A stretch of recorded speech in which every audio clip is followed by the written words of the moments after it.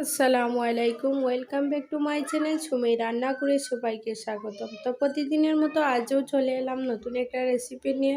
তো আজ করব একদম ছোটো সাইজের মাছ দিয়ে দারু সাজের একটা রেসিপি। তো ভিডিওটি না কেটে সম্পূর্ণ দেখার অনুরোধ রইল। তো চলুন বন্ধুরা, আজকে রেসিপিটি শেয়ার করা যাক। তো এখানে আমি কয়েক টুকরো মাছ নিয়ে নিয়েছি। এখানে টোটাল 4টি মাছ।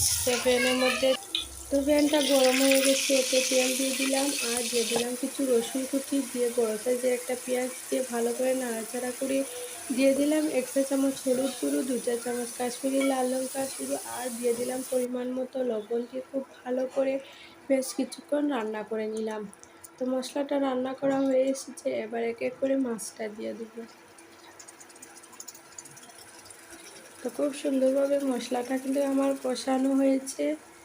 এরকম মশলা কষানো হলে কিন্তু দারুণ হয় রেসিপিটি খেতে।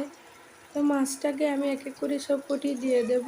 তারপর মাছের দুনো সাইড ভালো করে মশলায় ডুবিয়ে ডুবিয়ে উলট পালট করে নেব।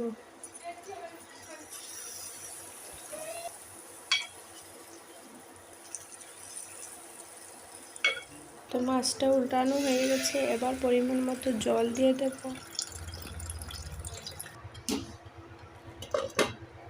তো এটাকে 10 থেকে 15 মিনিটের মতো এটাকে আমি রান্না করে নেব। তো দেখুন মাছটা একদম হয়ে এসেছে, এবার ধনিয়া পাতা কুচি অ্যাড করে দেব।